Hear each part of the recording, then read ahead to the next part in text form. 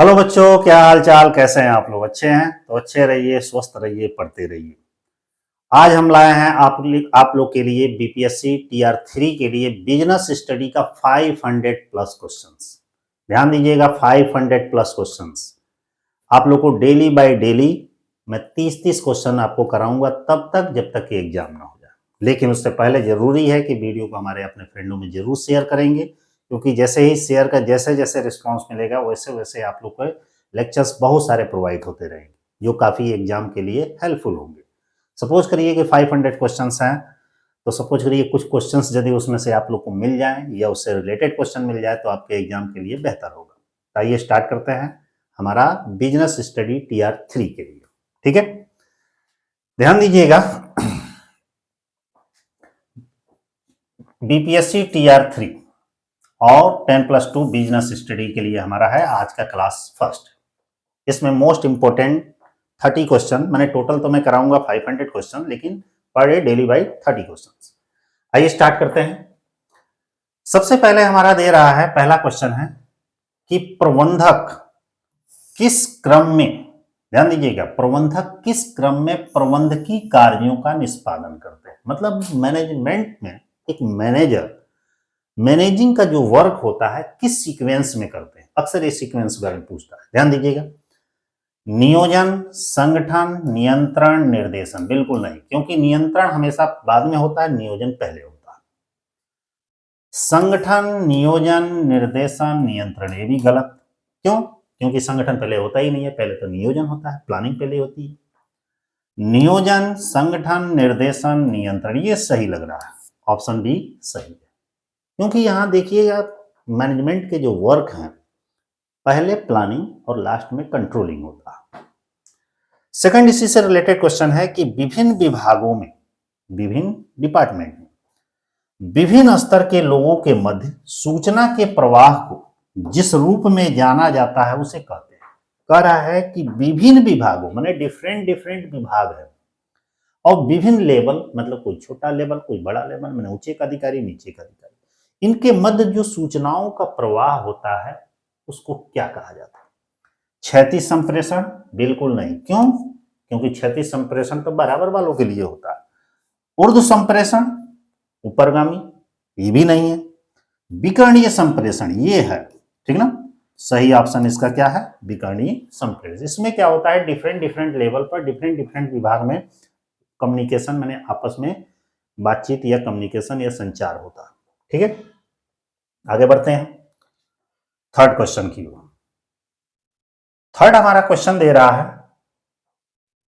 कि निम्नलिखित में से कौन सा एक संगठन प्रक्रिया के लिए एक आवश्यक कदम है। नीचे कुछ दिया गया है, उसमें से पूछ रहा है कौन सा संगठन प्रक्रिया के लिए आवश्यक स्टेप है, माने कदम। नियोजन के लिए आधार की स्थापना करना, अधिकार का अंतरण, अधिकार समन्वय, उपयुक्त एक से अधिक, उपयुक्त में से कोई। सही ऑप्शन बताइए क्या है। संगठन प्रक्रिया के लिए आवश्यक कदम, ऑर्गेनाइजेशन का मेन स्टेप क्या है? तो ध्यान दीजिएगा, अधिकारों का अंतरण ये ऑर्गेनाइजेशन में होता है। आंतरिक समन्वय ये तो अलग चीजें है। संगठन प्रक्रिया का माने मेन जो एसेंशियल स्टेप है वो हमारा अधिकारों का अंतरण होता है। अगला है, निम्नलिखित में से कौन सा एकल स्वामित्व का लाभ है। एकल स्वामित्व मतलब एकाकी व्यवसाय का। गठन में आसानी, सही है। न्यूनतम विनिमय, सही है। संचालन में लचीलता, सही है। सही ऑप्शन क्या है? उपयुक्त एक से अधिक, तीन। तो डी ऑप्शन सही है। आगे बढ़ते हैं। 5 नंबर हमारा क्वेश्चन का रहा है कि निम्नलिखित में से कौन सी एक व्यावसायिक पूर्वानुमान की तकनीकी नहीं है। माने बिजनेस फोरकास्टिंग की जो टेक्निक है, पूछ रहा है कौन इसमें से नहीं है। बजट, लाभ नियोजन, वित्तीय विवरणों का प्रस्तुतिकरण, उपयुक्त में से एक से अधिक या इनमें से कोई नहीं। बताइए कौन सा पूछ रहा है कि बिजनेस फोरकास्टिंग की टेक्निक नहीं है। तो सही बताएं, बजट तकनीकी है, लाभ के लिए प्लानिंग करना तकनीकी है, वित्तीय विवरणों का जो प्रस्तुतिकरण है, प्रेजेंटेशन है, ये बिजनेस फोरकास्टिंग का नहीं, ठीक है ना, ये हमारा फाइनेंशियल अकाउंटिंग का पार्ट है। सही है, बिजनेस वित्तीय विवरणों का प्रस्तुतिकरण। नीचे दिया है निम्नलिखित में से कौन सा एक गैर आर्थिक क्रिया है। गैर आर्थिक मतलब जो पैसे से रिलेटेड नहीं है। व्यवसाय गैर आर्थिक क्रिया, सॉरी व्यवसाय आर्थिक क्रिया है। एक सेकेंड, इसको डिलीट कर दें। व्यवसाय का संबंध पैसे से होता है, नौकरी का भी संबंध पैसे से, परोपकार जो है इसमें पैसे का लेन देन नहीं होता। ठीक है, आगे बढ़ते हैं।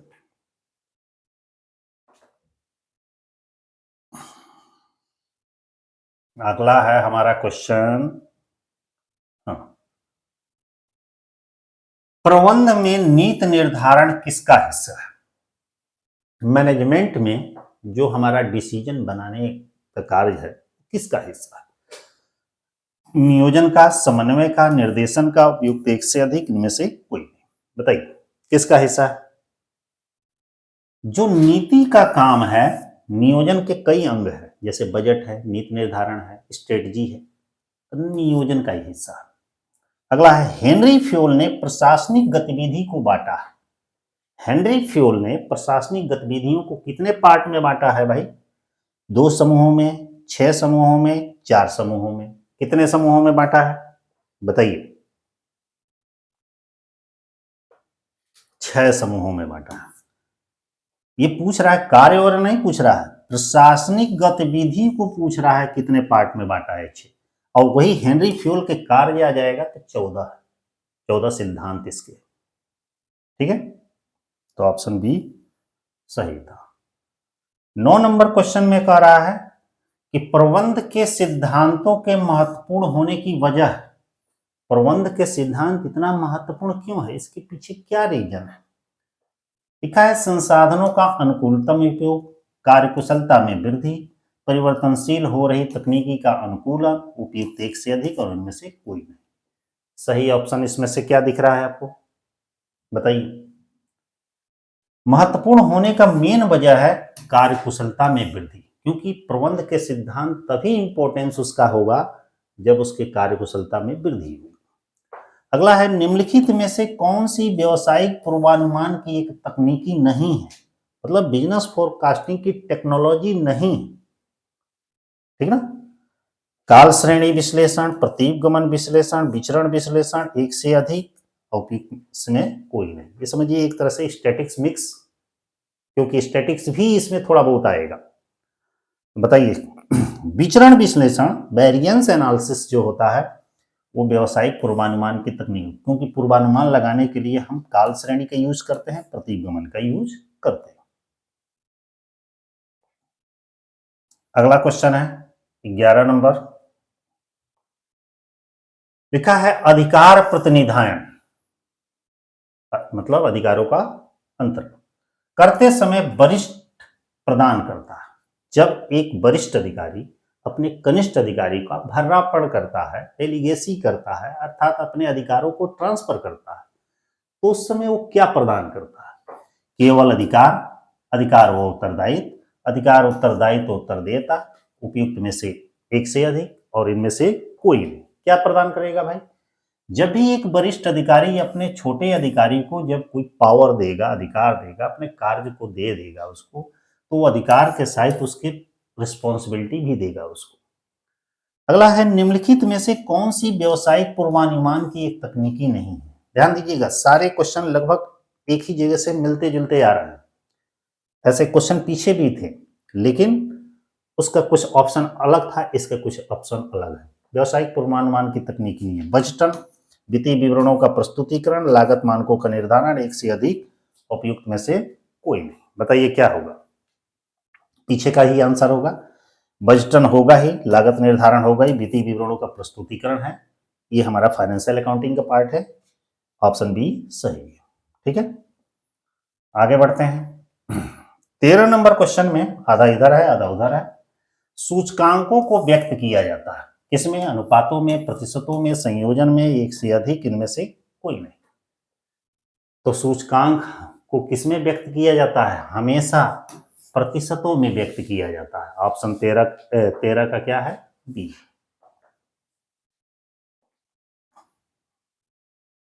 14 नंबर क्वेश्चन।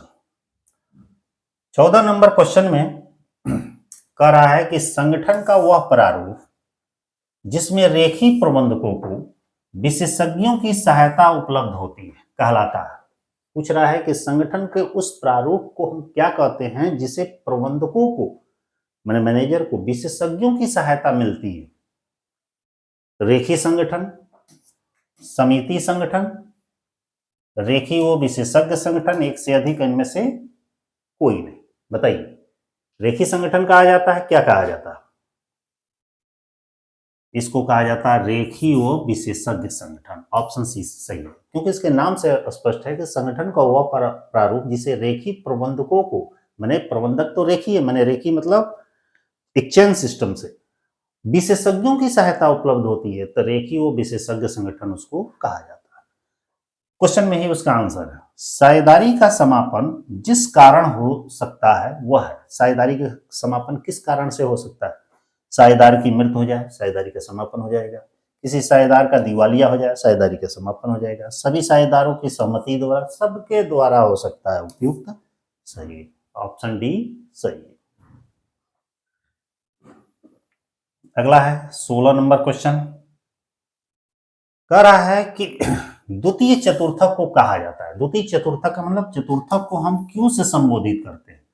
अब क्यू जो होता है, Q1 होता है, Q2 होता है और Q3 होता है। ये स्टैटिक्स का पार्ट है, थोड़ा थोड़ा एक दो क्वेश्चन आ जाते हैं स्टैटिक्स के आपके बिजनेस स्टडी। इसको हम बोलते हैं निम्न चतुर्थक, इसको बोलते हैं मध्य चतुर्थक, इसको बोलते हैं उच्च चतुर्थक।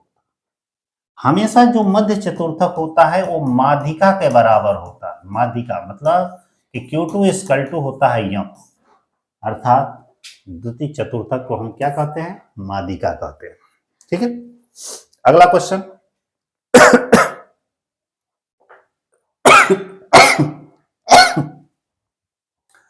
अगला है कि प्रबंधकीय प्रतिवेदन प्रणाली के अंतर्गत नियंत्रण प्रतिवेदन एवं सूचना प्रतिवेदन अभिन्न अंग है। मतलब प्रबंधकीय प्रतिवेदन मतलब हमारा जो मैनेजरियल रिपोर्ट सिस्टम है के अंतर्गत नियंत्रण प्रतिवेदन एवं सूचना प्रतिवेदन अभिन्न अंग है। किसके है? वित्तीय प्रतिवेदन का, परिचालन प्रतिवेदनों का। वित्तीय प्रतिवेदनों व परिचालन प्रतिवेदनों दोनों का, एक से अधिक, इनमें से कोई नहीं। बताइए सही ऑप्शन इसमें से क्या है? यह आपका होगा वित्तीय प्रतिवेदन और परिचालन प्रतिवेदनों दोनों का, ऑप्शन सी सही। अगला है, पूछा जा रहा है मंदी के बाद आता है या आती है? क्या आती है? समृद्धि, पुनरुत्थान, अवनति। ध्यान दीजिएगा, एक बिजनेस साइकिल है, ऐसे चलता है और ऐसे गिरता है। ये हमारा उत्थान का है और ये हमारा है मंदी की स्थिति है, ठीक ना? और यहां से फिर थोड़ा सा थोड़ा बढ़ेगा। इस अवस्था को जहां पर ये बढ़ रहा है धीरे धीरे, क्या कहा जाता है? बताइए। इस अवस्था को अवनति कहा जाता है। क्या कहा जाता है? अवनति। क्योंकि यहां पे मंदी का मतलब है डाउन हो रहा है, डाउन होने का मतलब ऐसे चला गया, इसको अवनति मतलब बहुत खाई में गया। नियोजन, संगठन, निर्देशन एवं नियंत्रण है। क्या है भाई? प्रबंधक के कार्य हैं, ये तो सभी लोग जानते हैं। अगला क्वेश्चन, ये क्वेश्चन इधर चला गया है, आंसर नीचे चला गया। देखिए, क्षेत्रीय समूहों में लोगों और भौतिक संसाधनों को समूहीकृत करके श्रम का विभाजन इनसे संबंधित होता है। लिखा है क्षेत्रीय समूह में लोगों और भौतिक संसाधनों को समूहीकृत करके मतलब आपस में जोड़कर श्रम का विभाजन संबंधित होता है। भाई किससे संबंधित होता है? लिखा है विशिष्टीकरण से, मंडलीकरण से और लक्ष्य निर्धारण से, एक से अधिक। इसमें तो मंडलीकरण का मतलब क्षेत्रीय समूहों दिया गया है, क्षेत्रीय समूह के डिफरेंट लोगों को आपस में जब जोड़ा जाता है तो मंडलीकरण। क्षेत्रीय से थोड़ा सा और ऊपर चले जाइए पूरे वर्ल्ड लेवल पे तो उसको ग्लोबलाइजेशन, भूमंडलीकरण उसको कहा जाता है। तो क्षेत्रीय दिया है, मैंने लोकल एरिया का दिया है, तो इसलिए मंडलीकरण इसका ऑप्शन सही। अगला क्वेश्चन है, अगला हमारा दिया है हेनरी फ्यूल द्वारा दिए गए प्रबंध के सिद्धांतों की संख्या कितनी है, तो एग्जैक्ट याद होना चाहिए 14। अगला है निम्नलिखित में से कौन सा सूचकांक समय उत्क्राम्यता और तत्व उत्क्राम्यता परीक्षण दोनों को संतुष्ट करता है। ध्यान दीजिएगा, समय उत्क्राम्यता परीक्षण और तत्व उत्क्राम्यता परीक्षण जो फीसर महोदय हैं, फीसर का सूचकांक, फीसर का जो हमारा सूचकांक है, इन्होंने फीसर ने तीन तरीके का दिया था, लेकिन दो ही पॉपुलर ज्यादा है। एक समय उत्क्राम्यता परीक्षण और एक तत्व उत्क्राम्यता परीक्षण, एक चक्री वाला भी दिया था। तो कह रहा है समय उत्क्राम्यता परीक्षण और तत्व उत्क्राम्यता परीक्षण दोनों को कौन संतुष्ट करता है, तो ये फीसर का हमारा सूचकांक। ठीक है, आगे बढ़ते हैं।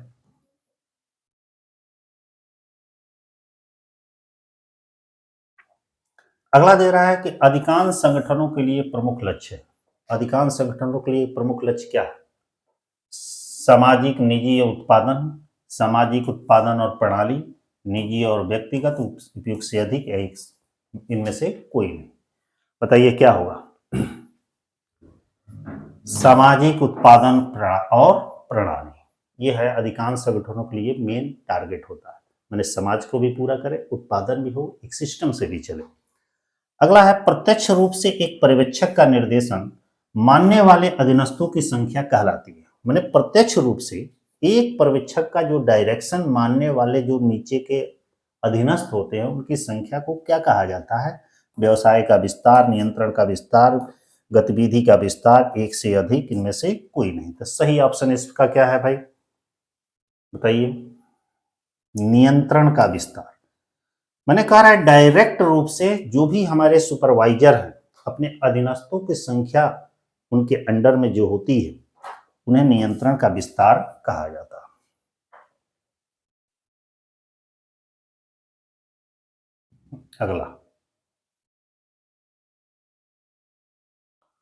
अगला क्वेश्चन हमारा है व्यापार चक्र के संबंध में निम्नलिखित में से कौन सा एक सही नहीं है? पूछ रहे कौन सही नहीं है। बिजनेस साइकिल, विस्तार, उत्साधन, अवनति, पुनरुत्थान, व्यापार चक्र के 4 चरण। पहला कहा व्यापार चक्र पूंजीवाद पद्धति का एक अंग है। सही नहीं पूछ रहा है, सही नहीं। किन्स के अनुसार व्यापार चक्र एक विशुद्ध मौद्रिक घटना है, उपयुक्त एक से अधिक, इनमें से कोई नहीं। ध्यान दीजिएगा, व्यापार जो चक्र है इसके 4 चरण होते हैं। सामने दिया है विस्तार, उत्साधन, अवनति और पुनरुत्थान। सही है। व्यापार चक्र पूंजीवादी पद्धति पर आधारित है, ये भी सही है। किन्स के अनुसार व्यापार चक्र एक विशुद्ध मौद्रिक घटना है, ये गलत है, क्योंकि किन्स ने ब्याज का सिद्धांत दिया था। उपयुक्त में से सही ऑप्शन हमारा सी होगा। नेक्स्ट है, क्वेश्चन कट गया है कुछ, 2 नीचे हैं, आगे बढ़ते हैं। संसद अथवा किसी राज्य के विधानमंडल द्वारा पारित विशेष अधिनियम के अंतर्गत समामेलित कंपनी कहलाती है। मतलब एक ऐसी कंपनी जिसका समामेलन, रजिस्ट्रेशन संसद के विशेष अधिनियम के द्वारा होता है, उसे कौन सी कंपनी कहा जाता है? सरकारी कंपनी, वैधानिक कंपनी, सार्वजनिक कंपनी, सब कंपनी, कोई नई कंपनी? बताइए कौन सी कंपनी कहा जाता है? ये सभी लोग जानते हैं, सिंपल क्वेश्चन है, वैधानिक क्वेश्चन। वैधानिक कंपनी का जो गठन होता है वो संसद के विशेष अधिनियम को पारित करके किया जाता है।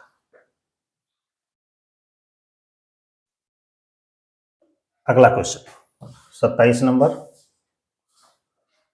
यह कह रहा है कि काल श्रेणी विश्लेषण के अंतर्गत ऐसा नियमित एवं आवधिक संचालन जो 1 वर्ष से अधिक का न हो कहलाता है।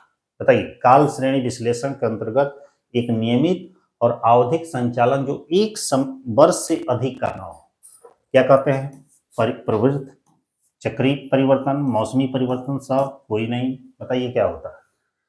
इसमें एक चीज जोड़ा है, 1 वर्ष से अधिक का ना हो। इसका मतलब है कि 1 वर्ष में जो परिवर्तन होता है वो हमारा मौसमी परिवर्तन होता है। कौन सा परिवर्तन होता है?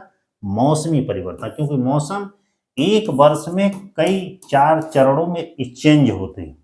यदि यह नहीं दिया रहता तो हमारा चक्रीय परिवर्तन हो सकता था, लेकिन 1 वर्ष से अधिक का न हो, तो इसलिए यहाँ पे मौसमी परिवर्तन होगा।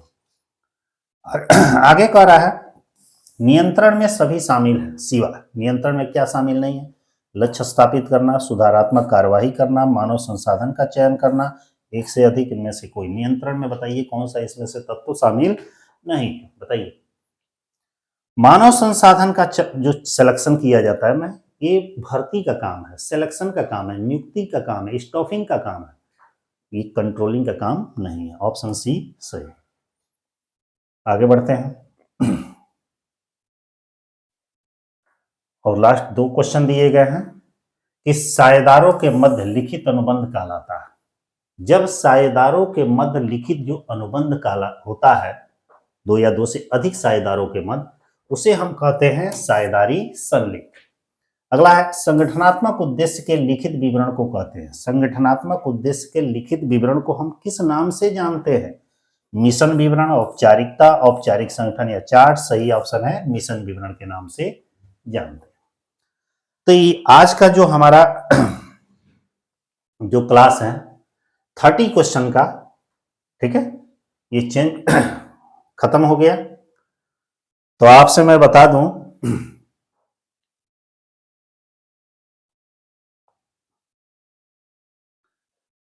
कि डेली बाय डेली आपको 30 क्वेश्चंस मिलेंगे, ठीक है ना। और ये कुल मिला के 500 क्वेश्चनों का सीरीज आप लोग का कंप्लीट होगा। तो वीडियो को एक बार और भी बोल रहे हैं कि अपने फ्रेंडों में शेयर कर दीजिएगा।